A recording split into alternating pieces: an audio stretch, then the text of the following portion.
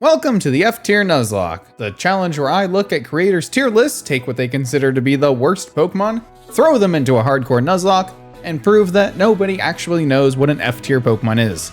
Not even me. Durant. Durant sucks. It's my favorite Pokemon, but it sucks. This video marks the 8th entry in our F-Tier series, and judging by the size of the script, might just be the longest one yet. Having now touched every generation outside of Sword and Shield, I'd say that's a pretty good mark to make. If you like this video, be sure to check out the playlist link below where you can find the other videos in the F-Tier series. And if you do want to see me tackle Sword and Shield or any other game using this format, be sure to leave a comment letting me know. Today's tier list comes to us from Wolfie VGC, my adoptive older brother, even if he doesn't know it yet, where he ranked every Pokemon in Scarlet and Violet by their viability for competitive play. We're starting off with the F tier, which is by far the absolute worst Pokemon in the game, at least competitively. When I say a Pokemon's an F tier, I pretty much mean you could use this thing technically, but it would be basically impossible to have it actually be anywhere close to good. The important thing to remember is a lot of tier lists aren't necessarily made with Nuzlockes in mind, and as I have in the past with other tier lists, I made a few tweaks to exclude some of the much stronger Pokemon, notably here excluding Electrode and Dugtrio, as well as Ursaring, since the power level of Scarlet is much lower than when I allowed him in the second half of Soul Silver. On the flip side of that, Wolfie's list actually doesn't include a lot of actual Paldean Pokemon, so I'm knocking down his two lowest E tier picks, Squawkabilly and Bombardier, just to give us a little more variety. With all that out of the way,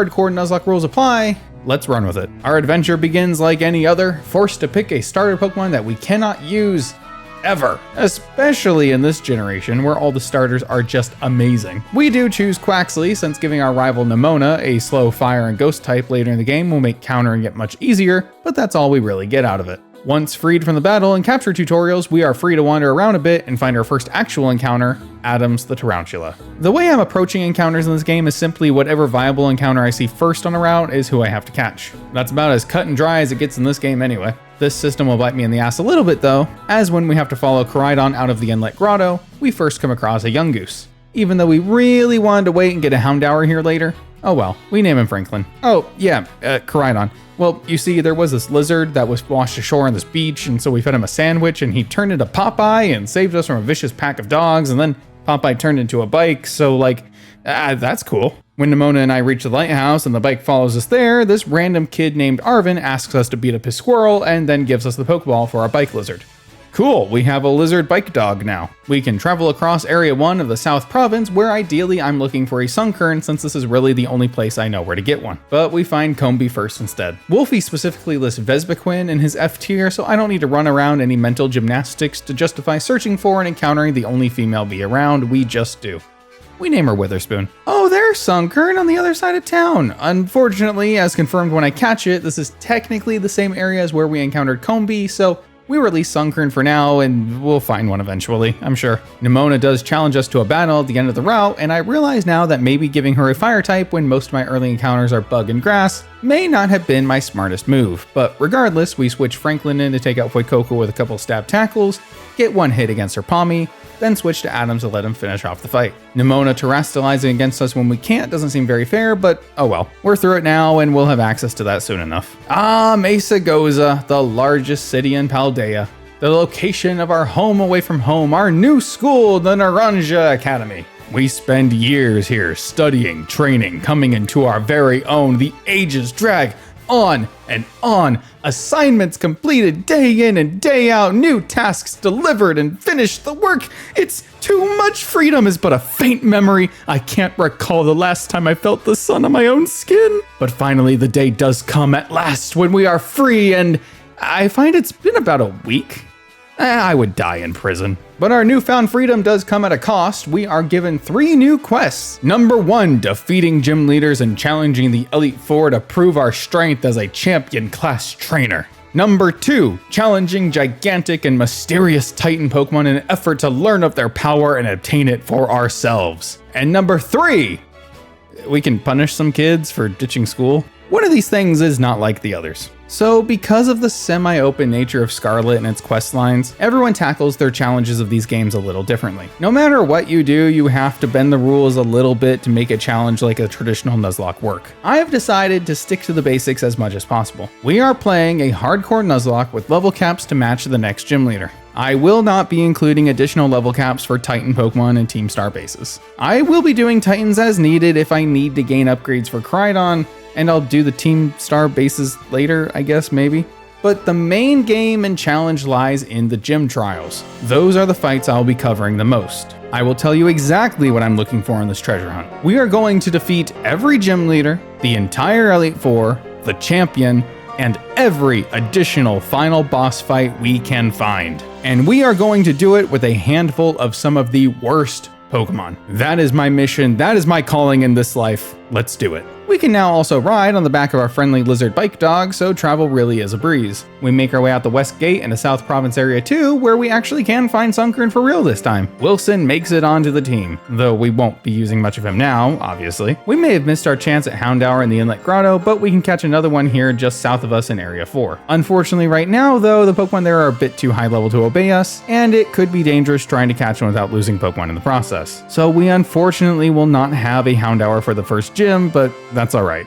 We've got a few backup plans. Firstly, we head back to the Inlet Grotto where we can find a pack of Houndour minding their own business and beat them up for their fangs. This is honestly my favorite mechanic in all of Pokemon. I love item drops, I love crafting with them, and I hope, beyond hope, that future Pokemon games use them for even more items like Legends did. Anyway, we can take these fangs to the TMM, or Technical Machine, and make ourselves the TM for Fire Fang, which we can instantly teach to Franklin. Later, we'll also be able to teach him Thunder and Ice Fang, and thanks to the major quality of life improvement of being able to relearn moves on the spot, including moves taught via TM, we can interchangeably switch between them as needed. This is really just a fun way for me to show off how gathering items works, how easy and riskless it is since Pokemon can't faint when attacking outside of battle, and it's basically endless. Experience management is all we really need to worry about, but you don't gain nearly as much experience battling this way anyway, so it's a non-issue. And to be honest with you, everything else is kind of a non-issue too. Random items spawning everywhere give unlimited access to almost everything you need, though some are region locked. But we can infinitely find and sell them for unlimited money, which is cool. I'm not sure what all berries are locked to where, if any, but I'll be keeping myself to Oran berries before the 4th gym, since that's about the usual.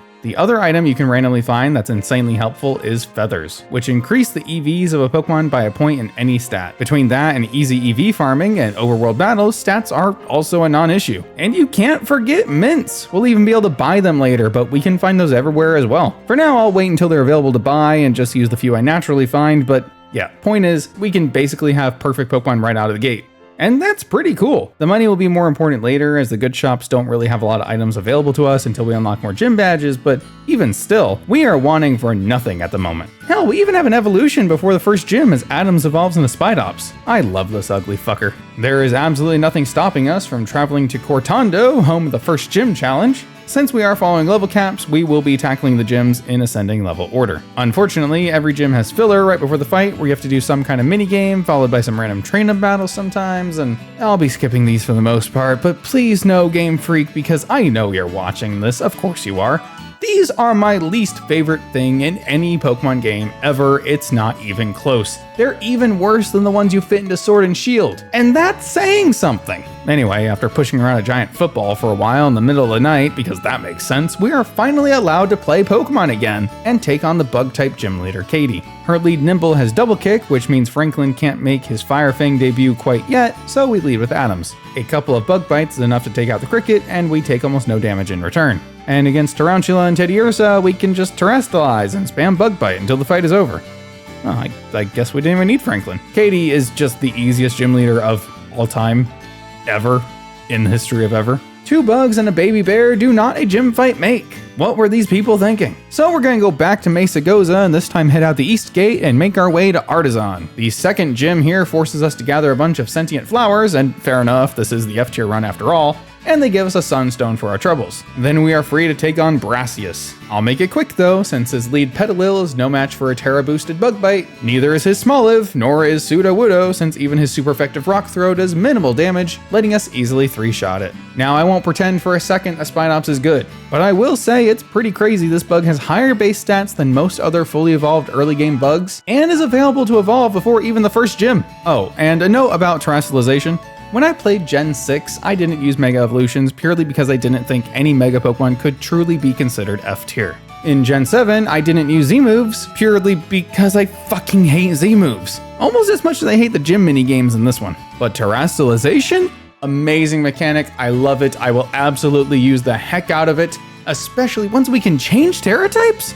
Man, I love that so much. It's gonna be so much fun. Anyway, right outside of town in South Province Area 3, we can find and catch Taylor the Oricorio. This is the Bale style. Now, in Wolfie's list, he did rank every Oricorio form as F tier, but there's a few reasons why I chose this one in particular. For one, it is the only fire type we will have access to outside of Houndour, giving it a fun niche that might let me use it more offensively, though I doubt that'll happen. Secondly, I already used the Pau style the last time I allowed Oricorio in a run, and wanted to use a different form. And finally, it's the image used in the tier list, so it just kind of makes sense. And I do know you can change its form, but again, Pom Pom Oricorio is really good. And hey, maybe now I can save the Sensu style to use in a future run. Wouldn't that be fun? The other side of town opens up to the East Province, where we can find Squawkabilly right off the bat. The blue form actually spawns in first, but a yellow form loads in as we get closer, and since it's purely an aesthetic change, I choose the yellow one to name Jefferson and add him to our team. It's also at this point that we evolve Franklin, Witherspoon, and Wilson. The only Pokemon we've used in major battles so far has really been Adams, but that will change pretty soon. And our team finally coming together is massive for how early we are in the game. Now we can run through the beautiful city of Lavencia towards the next gym, but inside we get stopped by Nemona, who challenges us to a battle that we cannot refuse. I miss May. Her lead Rockruff is pretty easy for Franklin to take out. Since Rockruff is faster, it allows our payback to double in power and easily one-shot the pup. Palmy tries to hang around by dodging an attack with Dig, but when it comes up the next turn, a Terra boosted tackle is more than enough to take it out. Crocalor mirrors our Terrestrialization and starts with the Yawn while taking about half from our tackle. We stay in expecting tackle to KO, but Crocalor hangs on by a sliver while using Incinerate to burn up our berry. Uh-oh. Well, no matter, we switch in Taylor, eat the Incinerate easily with our Resist, and outspeed for a KO the next turn. Nemona will challenge us a few times in this playthrough, but none of the early game battles pose any real threat to us. I mean, I say that, but our next battle is against Iono, the electric type gym leader, who is also a streamer. Maybe we should collab sometime. Considering about half of my team is flying type, this one does seem a bit scary. But we lead Franklin against Wattrel to start firing off Stab Terra tackles, and even though we're slower, we're able to tank a hit before picking up the first KO. Bellybolt only has 2 moves, 1 electric and 1 water, so we bring in Wilson, who resists both, to set up a Leech Seed and start eating away at the Fat Frog. We decide to keep Wilson in against Luxio, since we should be able to take a hit pretty easily as long as we don't get haxed out here. I mean, the odds of Bite flinching are pretty low as it is, so it isn't likely to flinch us more than once, twice? 3 times? 3 flinches in a row? I mean, okay. Poor Wilson. The 4th bite fortunately does allow us to attack, finally, and Giga Drain can KO the Luxio while bringing Wilson's health back up, but Iono's last Pokemon is the Terastallizing Mismagius, so we switch into Franklin to avoid her Hex. Though he does get confused on the switch. But since Mismagius is no longer a ghost type, we can fire up some strong tackles and get the 2-shot against it. 3 badges in, so far so good. Now with our level cap finally passing 20, we make our way back to South Province Area 4 and find ourselves a Houndour. But we actually end up finding a Houndoom first, and I'm not complaining.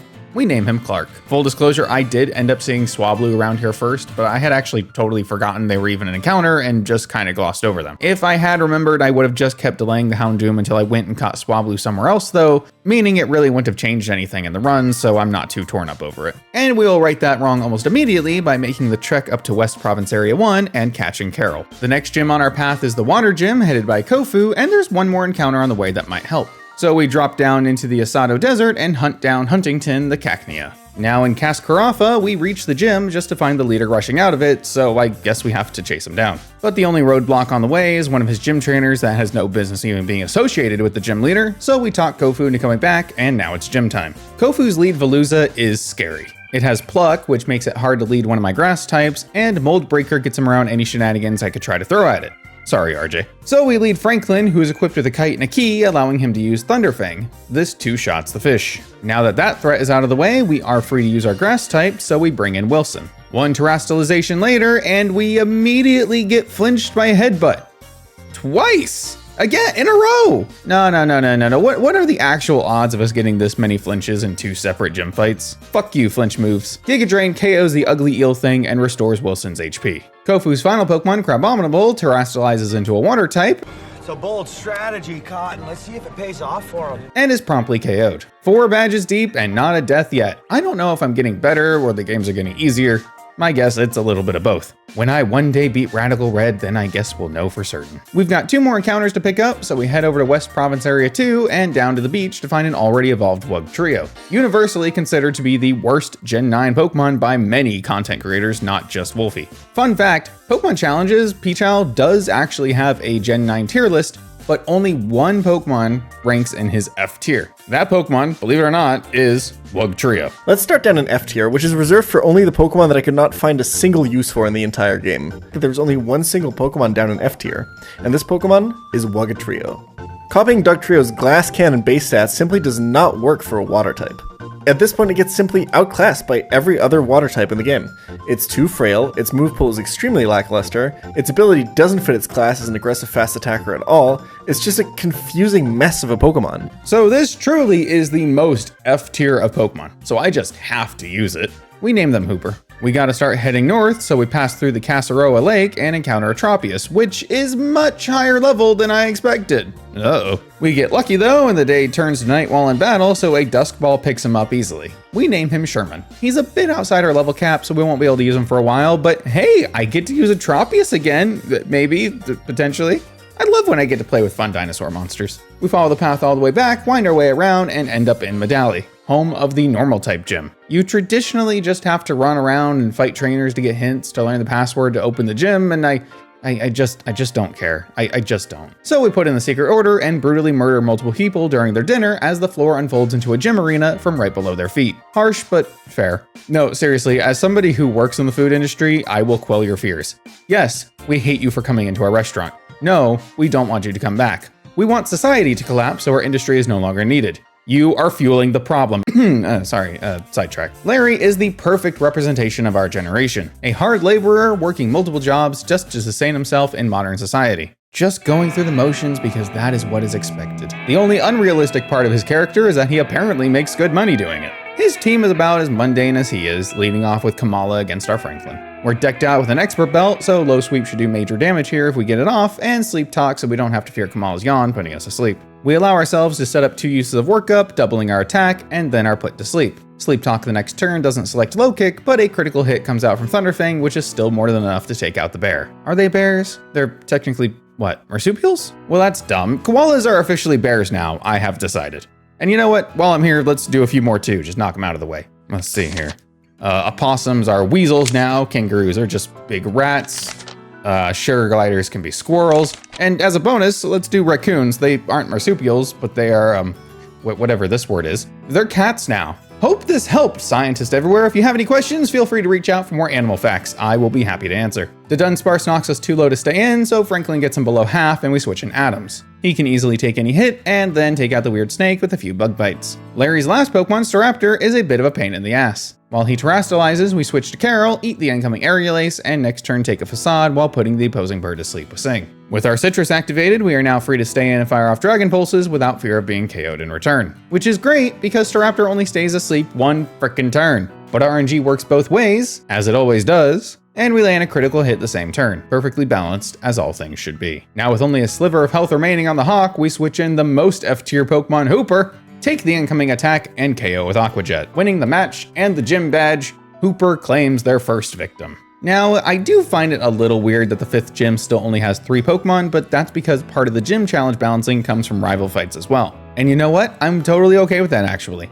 As soon as we finish Larry's battle, we aren't even given the chance to rearrange the team before immediately getting cornered by Nimona and forced into a match. Oh well, at least we're healed. Oh, and the league champion is here too. Hi, Geeta. Nimona tells us not to get worked up just because she's watching, so the first turn we immediately go for workup with Franklin. And yes, I put that move on him specifically for this one bad joke. Just to show that I will absolutely go the extra mile to prove what a stubborn, cynical contrarian I am. The next turn our boosted low sweep is more than enough to take out Lycanroc, so we sit just over half HP after it attacks us twice. We can stay in against Gumi since it has no attacking stats and 2-shot it easily. Then we switch in Wilson against Nimona's Palmo, set up a Leech Seed, and even though we're paralyzed, have no trouble taking it out with a boosted Giga Drain. Thank you, Miracle Seed. Now, Skeledirge can prove to be a little bit of a problem, since Torch Song will boost its special attack every turn, and her AI loves to do it after terastallizing. Oh, and she always Terrazless too.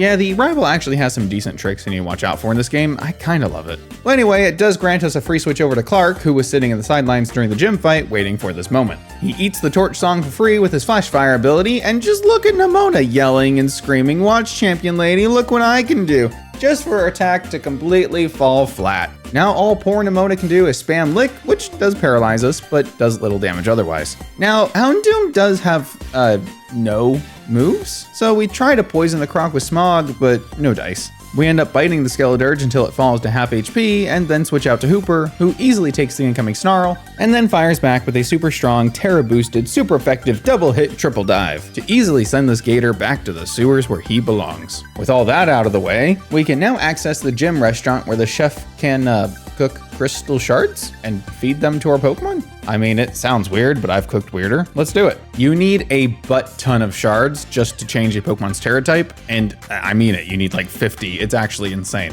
Whoever made this decision should be put under house arrest. But since I have absolutely no respect for this type of balance, and Terra shards are another item that can be found randomly in the wilderness, I change every one of my Pokemon's Terra types to whatever the fuck I want because that's part of the cool factor. Real talk though, one of my favorite things in Nuzlocke is using the game's inherent systems to outsmart the AI, and terrestrializing is like the ultimate form of that without being super overpowered. I just can't stress enough how much I love it, and I think it would be really cool to show off in some strategies later. For now though, we hike up the snowy mountain in the middle of the night until I get horribly lost because that's the only way to realistically find Montenevera. The Ghost Gym is located here and it specializes in double battles, which I will admit are not at all my forte, but I am happy to see more than just Tate and Liza break the mold. The gym test is about as close to previous titles as before, just requiring us to beat a few trainers before the gym leader. Kind of the game's way of teaching the player about double battles before throwing them against the gym leader. It's actually really well thought out, and I'm not even mad about this one. But since each of the 3 trainers only has 3 Pokemon, Huntington and Jefferson are more than enough to handle all of them. Side note, I did mean to make Jefferson's Terra type Ghost, not Dark.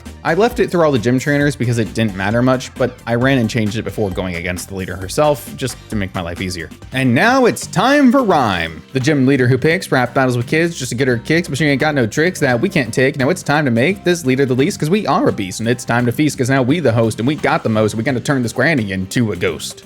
I want to profusely apologize. I have no idea what just came over me.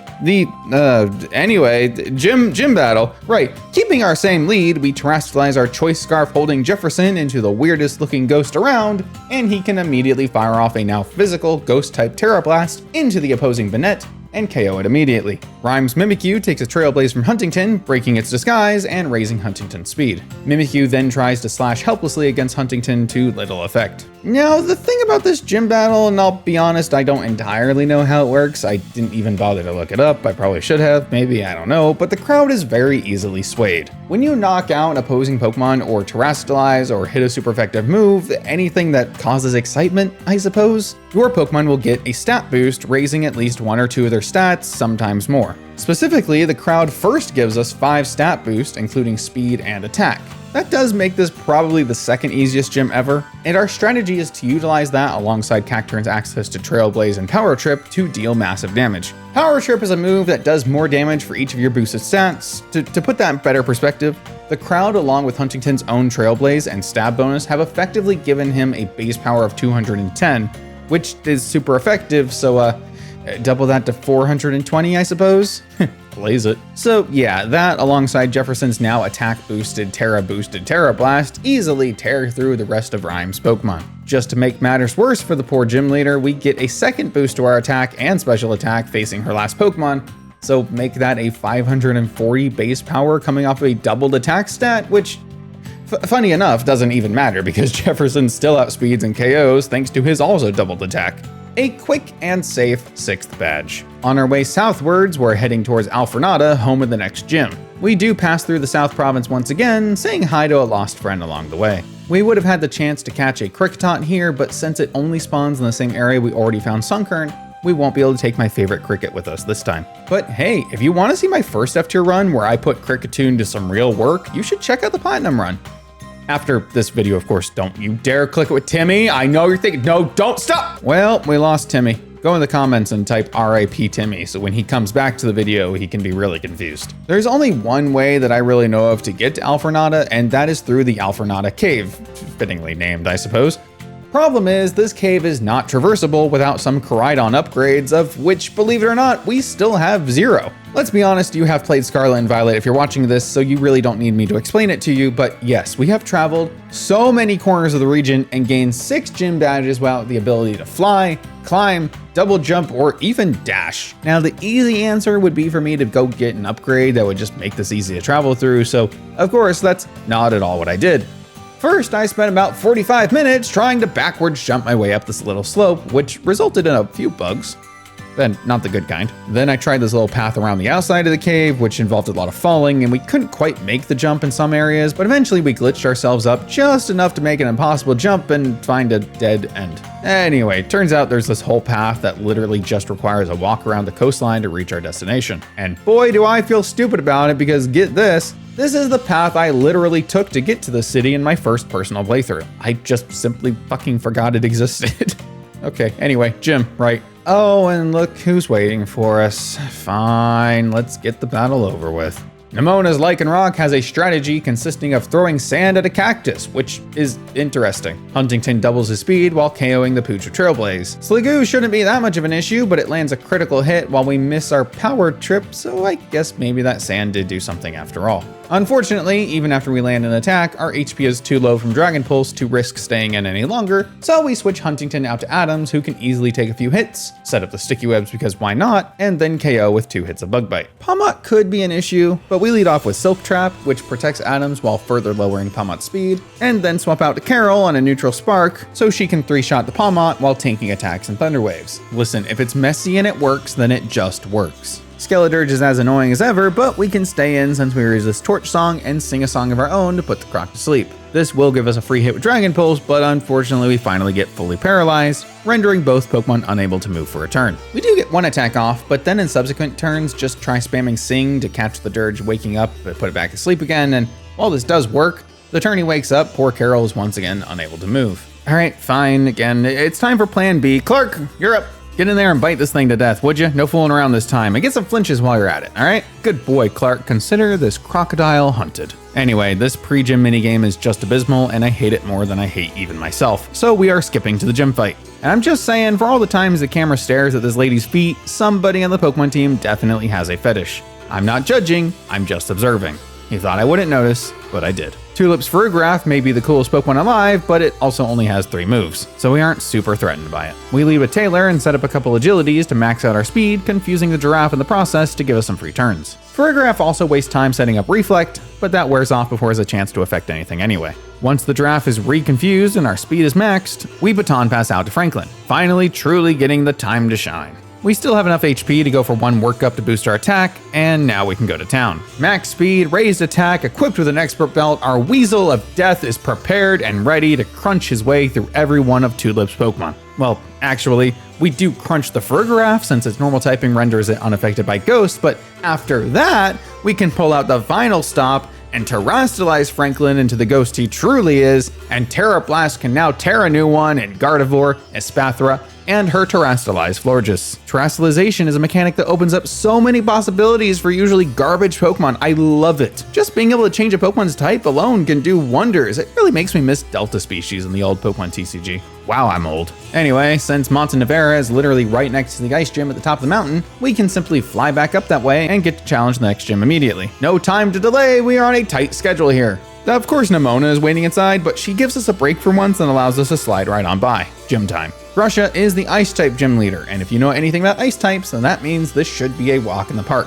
Seriously though, this game's gyms start and end with the 2 worst types in the game, and I find that very sad. His lead Frostmoth utilizes both of those terrible types to make it easy fodder for Franklin's Fire Fang. Let's get to the good stuff. Beartic survives a hit and lands an Icicle Crash in return, but that's okay. This isn't a fight we need Franklin to sweep. We swap him out to Hooper to resist the move, though they're forced to take a crit in the process. Well, I'm not particularly worried. You may not have noticed my 3D chest move, but the damage we dealt with Franklin brought the bear low enough to be in range of Hooper's triple dive. And even though Grusha has a tailwind on his side of the field, our eel is fast as absolute fuck and outspeeds the slow bear anyway to take it out. So Titan is a whale of a Pokemon, and even though we resist all of its moves, we don't have the health or defenses to take a hit. And unfortunately, we're in a little bit of a tricky situation.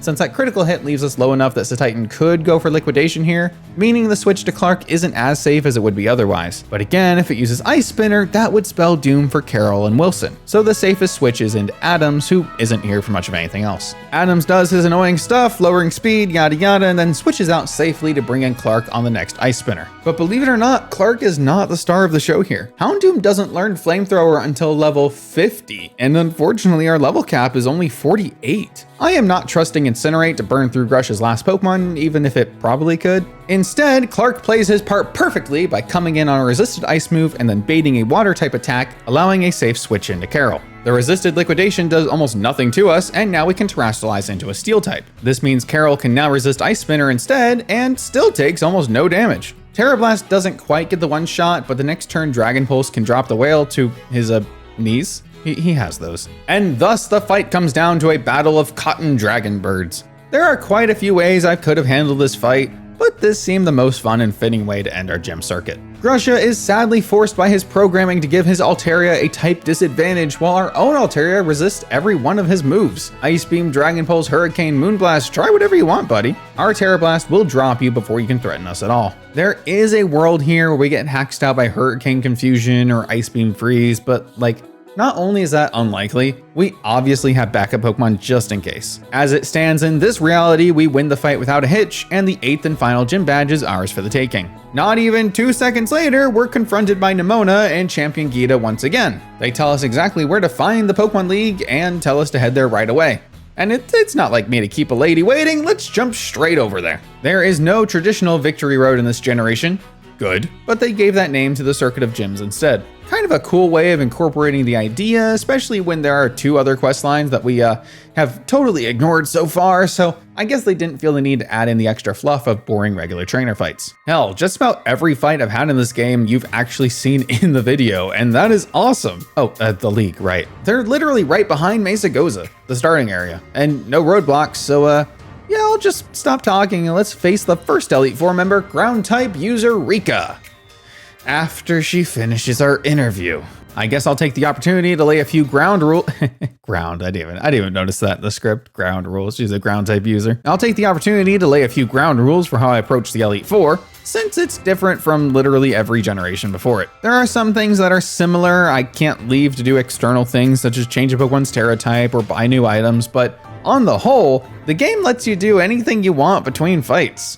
And honestly, I'm totally okay with that from a casual perspective. Allowing you to switch up your team to always be at your best for each opponent, that is awesome, especially if you're playing blind and you're just trying to guess at what you might need for each fight. But I'm going to restrict myself a little bit there and force myself to enter the league with the same team that we finish with, only because that adds further stakes to each fight. Since this is the pinnacle of at least the initial challenge, I want that sense of buildup. The gauntlet that truly puts our garbage team to the test. Everything else, items, moves, I'm okay with changing up between fights because not only has that always been available in the games before, it lets you draw out the best of each Pokemon to try to fit the variety of situations you're forcing them to face, and I love that. Other rules are level cap will match the last member of the Elite Four like normal, and I'm forcing myself to only use one of each held item besides berries. Can't just equip everything with leftovers or get multiple sweepers set up with Expert Belt or Choice Scarf. Most games only give you one of each of these kinds of items anyway, so I'm trying to stick to that a little bit. Our team consists of Hooper, Clark, Huntington, Taylor, Wilson, and Franklin. Honestly, given our encounters, I am surprised that this is what I landed on. 2 horrible grass types, a Gumshoos and an Oricorio for the 2nd time now, a Houndoom that literally only just learned Flamethrower, and the Pokemon considered by everyone to be the worst Pokemon in this game by a fucking mile, Wugtrio. Okay, honest answer, I started the team with Hooper and built everything else around that because if Peach Hell makes a tier list and only puts 1 Pokemon in F tier for Nuzlocking, I feel like to truly call this an F tier run, I have to take that 1 Pokemon into the Elite Four. And we are going to make him work. Oh, interview's over. Okay, now we can fight. Rika leads with a Wish Cache and we lead with Hooper. Hooper is equipped with his signature Triple Dive as well as Terra Blast. This literally makes him the perfect sweeper against Rika, as we can terrestrialize turn 1, easily outspeed the fish, hit with a 4-time super effective physical grass type Terra Blast, and it's actually just disgusting to watch if you think about it. And it doesn't get any easier from Rika from there, as us being a grass type baits in her Camerupt, which is 4 times weak to Triple Dive, which it doesn't even survive a single hit. We land a crit! Donphan does have Sturdy, but again, Triple Dive is the perfect answer, hitting twice to fell the elephant. Dugtrio is the only Pokemon that may have been able to ever outspeed us, but since we have the level advantage, we quickly take it out. As every ace Pokemon in the game is, Rika's poor Clodsire is cursed with being forced to Terastallize. Having Water Absorb and not being weak to Grass, thanks to its poison typing, may have made me rethink this last matchup, but it loses that typing and makes itself vulnerable to our Terra Blast. But unbelievably, it actually survives on 1 HP. Too bad it has no offensive stats or useful moves to throw at us. A second attack takes it out, and that's the first member down. Next up is Poppy, a literal toddler that somebody let wander in the Pokemon League. For some reason. Seriously, where are this kid's parents? Why are they allowing this? Why does she specialize in just the absolute worst type for a Pokemon to play with? What if a Tikaton drops a hammer on her? What if she grabs a Honedge? What if she tries to hug a Bisharp? My point is, if we never see Poppy in a future game, there's probably a reason why. She leads off with the Copraja, a Pokemon that definitely cannot see its trainer, and one wrong step would, Huntington is equipped with a Focus Sash to make a great lead here, setting up a layer of spikes that will be important later. Copraja does go for the expected play rough, but the attack actually misses, proving my point about how clumsy this Pokemon is and how it definitely should not be allowed to walk next to Poppy ever. Now that spikes are up, we switch out to Taylor, and just in time too, since Raja actually goes for Stealth Rock this time. That would have definitely hurt our Fire Flying Bird, but hey, now we can set up Agility, confuse the elephant with Teeter Dance, tank a critical hit, and baton pass ourselves out to Clark so we don't risk a second one. We get the free switch though, thanks to Raja hitting itself in confusion, and now we can break out Clark's secret weapon, the Flying Terra type. We can freely boost our special attack with Nasty Plot and completely avoid high horsepower for another free turn. Flamethrower then KOs the behemoth. Magnezone is in next, and it has Sturdy, which, oh hey, spikes, that'll break the sturdy. That's a really good, I should have thought of that. We one-shot that too then, as well as poor Corviknight and Bronzong, which has Levitate, not Heatproof, and then her ace Tinkaton. It's another clean sweep. The next member of the Elite Four is, would you believe it, Larry is back! Guess they're making the poor guy work double duty, but he's the best character in any Pokemon game ever, so I'm not complaining. Now the man is carrying a team of flying types, so we match him off the bat with Oricorio. We just need to set up a couple of speed and attack boosts while taking hits from his Tropius, which is always an easy endeavor. The Dino does set up the Sun to benefit its Chlorophyll ability and then Solar Beam attack, but those don't threaten us. When the Sun runs out, we actually have a free baton pass out to Huntington while Larry sets up the move once more. Unfortunately for him, we have more speed boosts under our belt and a fancy Ice Terra type. Terra Blast is now 4 times effective and blows up the poor Tropius where he stands. Staraptor does lower our attack with Intimidate, but that isn't enough to stop this icy train. Birds fall back to back. Staraptor, Altaria, Oricorio, Flamigo prove they just can't take the cold. Sorry, Larry, flying types have pretty exploitable weaknesses. Speaking of exploitable weaknesses, pretty notoriously on this channel, dragon types have those too, which is the type that the last member Hassel specializes in. A lot of 4th members use dragons, don't they? Weird. Lucian supremacy. So we obviously could do a similar sweep here, but Hassel lays the pressure on right away with his lead Noivern, dealing a lot of damage early on, which Larry just did not. Worse than that, Hassel's Pokemon are a lot faster in general, meaning our slow sweepers like Huntington need more boost to get over that hurdle and actually be able to keep up with them at all, which obviously is harder to accomplish if we are in danger of dying as soon as the fight starts. In fact, the only way we can reliably get any stat boost set up is by using our Terra on Taylor instead, turning her into a ghost type to buy a turn by avoiding Noivern's Super Fang. That means we can be faster right away with agility, avoid our HP getting cut in half, be faster to avoid air slash flinches, and have enough turns to set up the stat boost we need. But if we do that, it renders our strategy with Huntington useless. Fortunately, we have a plan B. With 3 agilities and a Swords Dance boost, we barely slip out to baton pass those stats to Franklin, who is equipped with the same expert belt that Huntington was last round. His Ice Fang easily one-shots the opposing Noivern, Dragalge, Flapple, and Haxorus. They barely hit the field before they all fall. Baxcalibur is one more Terastallizing Ace, making him lose his Ice Resist and allowing Ice Fang to... Franklin!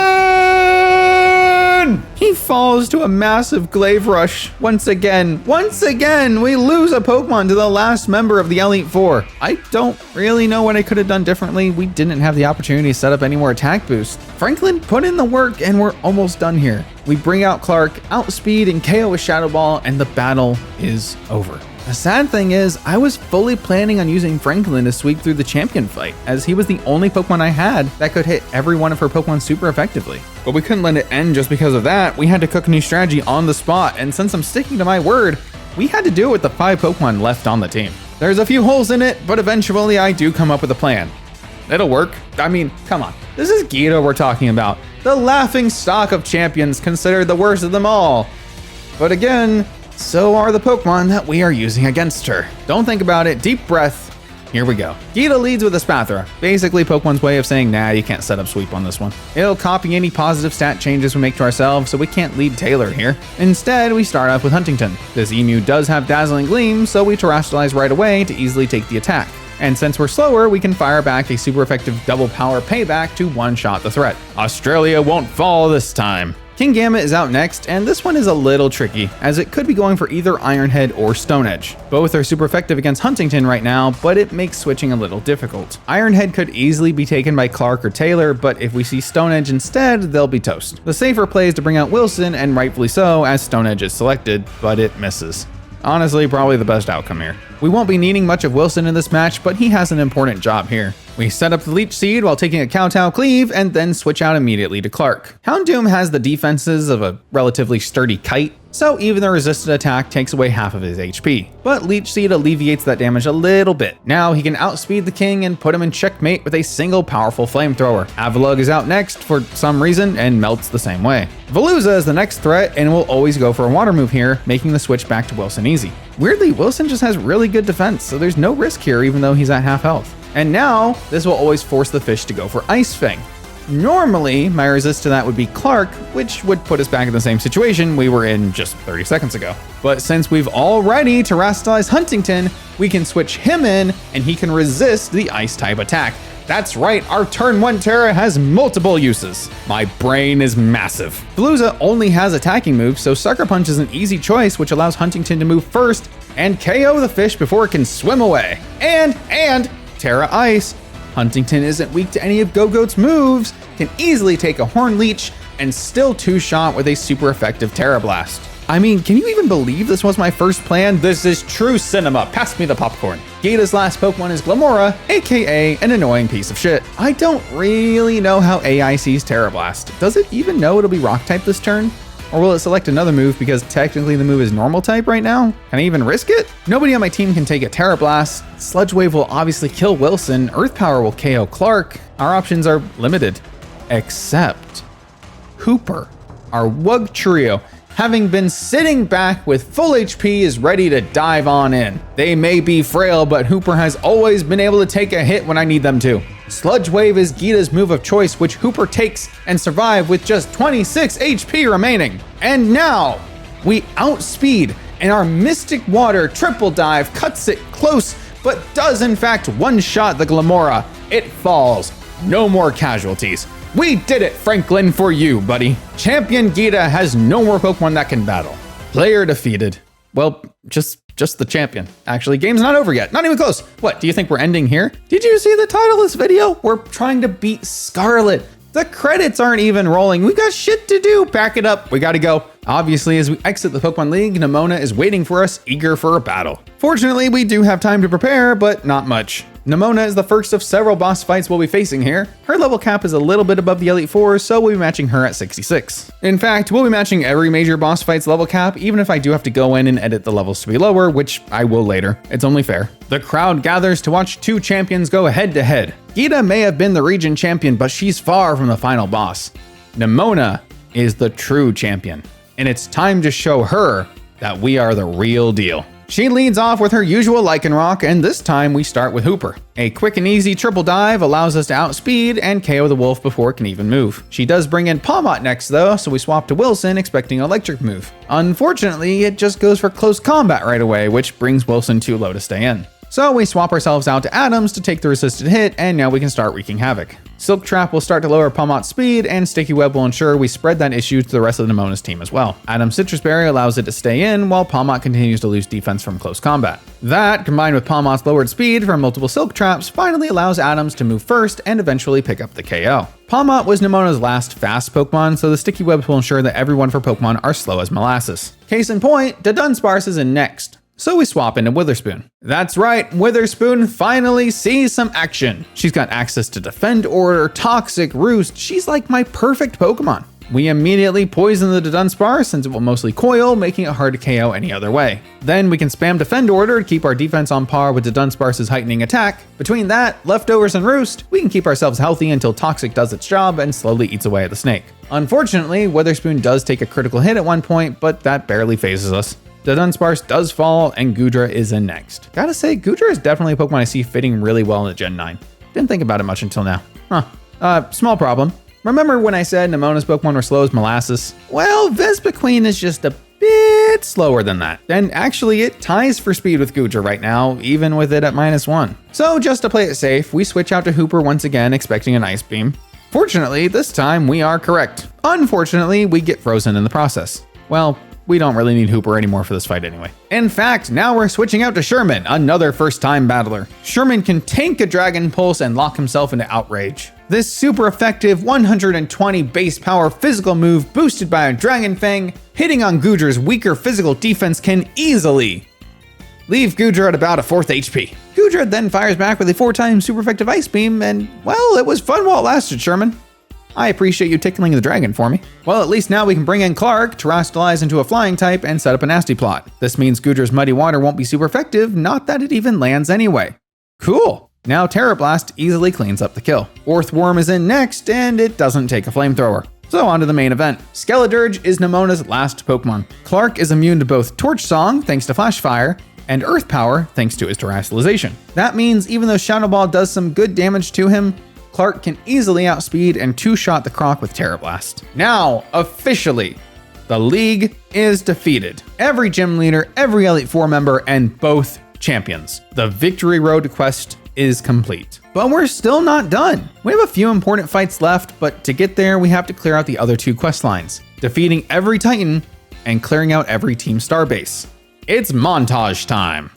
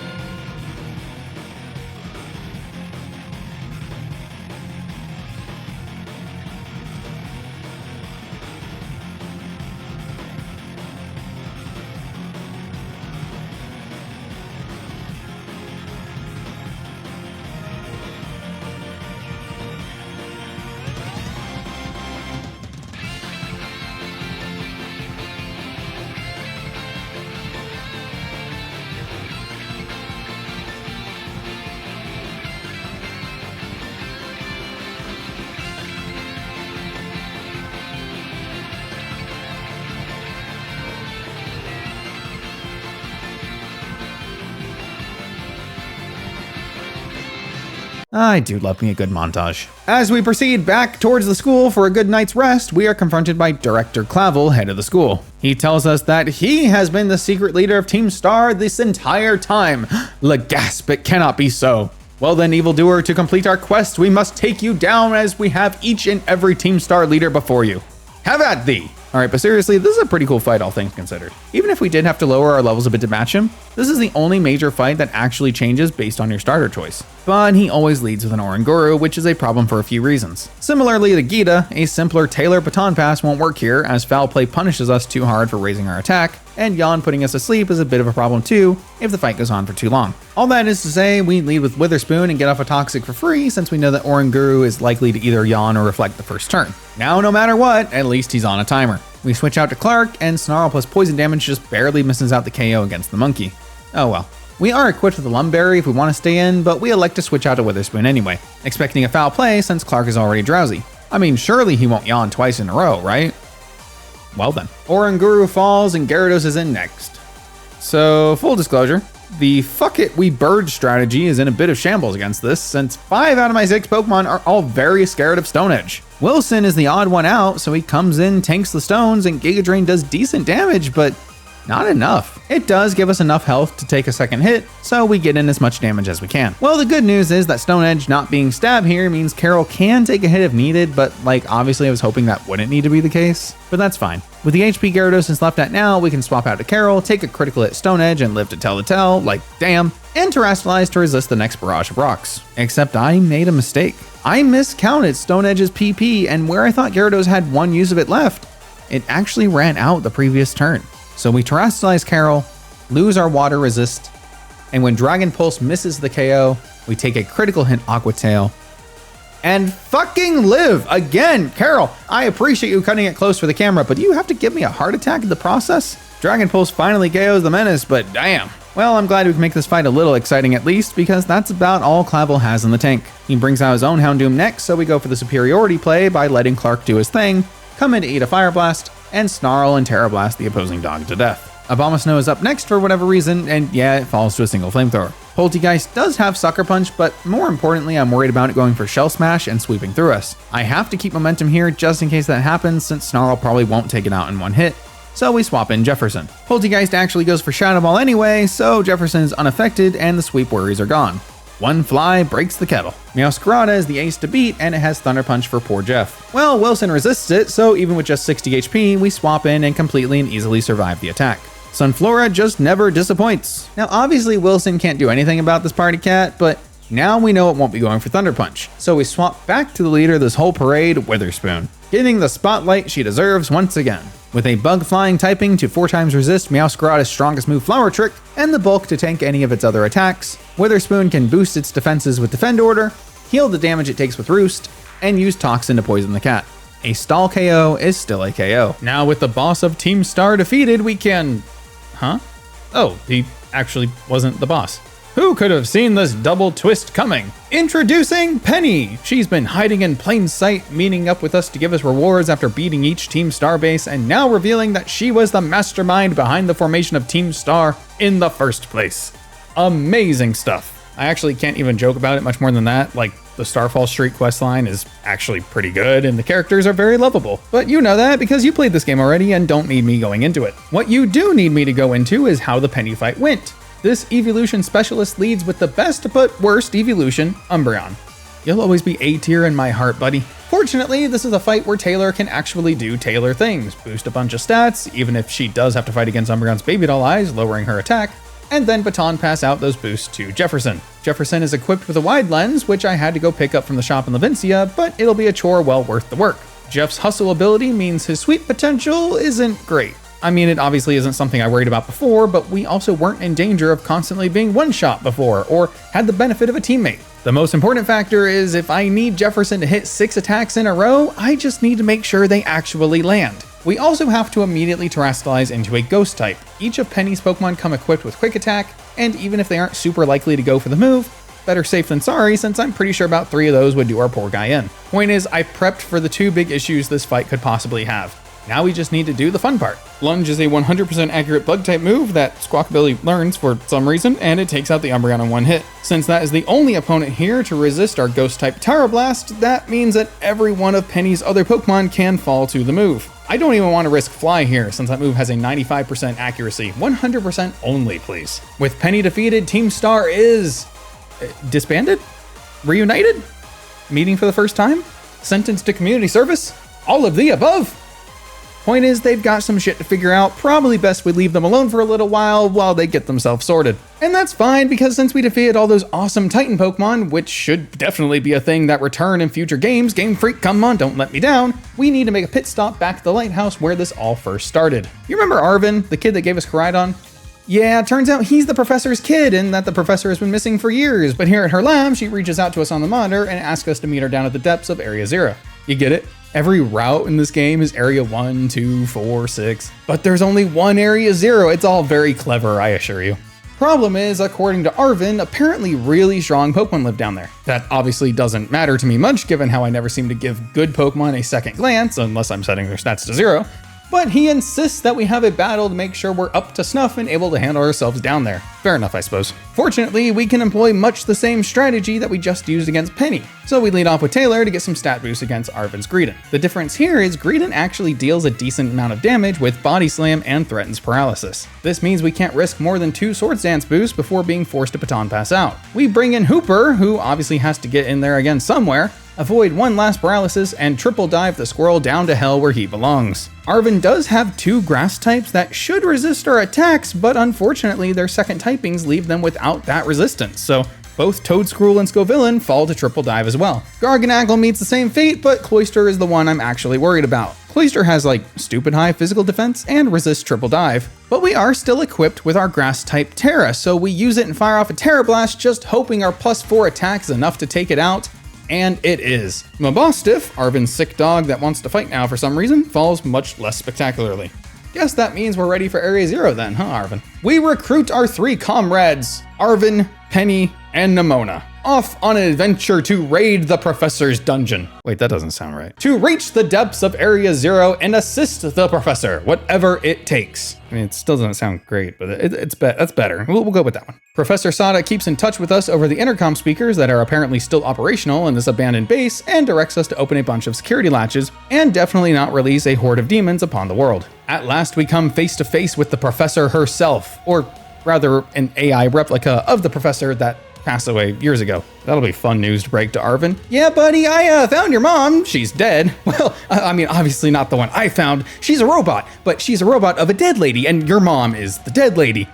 I'm sorry, there was probably a better way to break this to you. Robot Sada asks for our help to take down the time machine that is apparently yes, I said time machine, try to keep up, please. To take down the time machine that is causing ancient Pokemon to run rampant and escape their timeline. Unfortunately, as she points out, she is part of the time machine and must be defeated in the process. Add that one to the list of things to break to Arvin. Well, anyway, the robot version of your dead mom? Yeah, I beat her up and she's dead now too, but like, it's okay because she wasn't actually your mom. I didn't actually beat up or kill your mom. Your mom died years ago, and I'm so sorry. Point is, deep in the depths of Area 0, we must shut down a device that is forcing life as we know it to teeter on the brink of annihilation. It wouldn't be a Pokemon game if we weren't relying on children to save the world, now would it? Robot Sada is forced to protect the machine, and that means we are forced to take her down. She leads off with Slitherwing, bug fighting type, has some annoying moves, but most of them are resisted by Taylor, so we have an opportunity here to pull some Baton Pass shenanigans. Unfortunately, Sada is smart,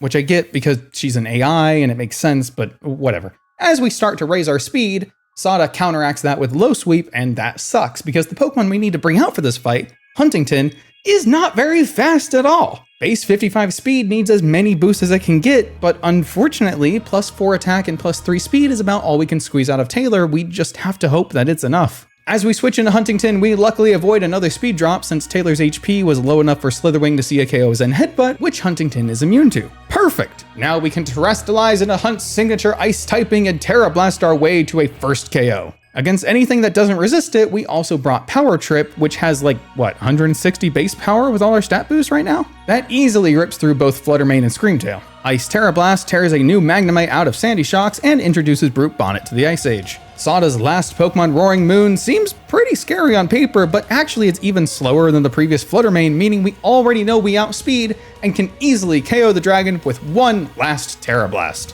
Fun fact of the day, +3 speed Cacturn does outspeed both Fluttermane and Roaring Moon, +2 speed Cacturn does not. If Slitherwing had gone for Low Sweep on the switch-in, this is not a fight we would have won, at least not as easily. With math, luck, and a whole lot of pixie dust on our side, the credits roll as the day is saved, and now we can finally and officially say, player defeated, Pokemon Scarlet. Whew, that was a doozy. Thank you all so much for watching this video. I know it was a long one, lots of fights to break down and extra editing I wanted to do, and that's definitely the reason why this video took me so long, and not because I stupidly lost to a Nemona fight somewhere in my first attempt. Goddamn skeleton. Anyway, no sir, if you liked this video, why not check out this other F tier run I did in Soul Silver? It's a two-parter, so like, hey, content. Or if you're interested in other challenge runs, I took on a Nuzlocke of Emerald recently with all my Pokemon's EVs and IVs being set to absolutely 0. It sucked for me, which means it's great for you, so go check that out if you haven't already. Either way, another challenge done means I will have to catch y'all in the next run. See ya.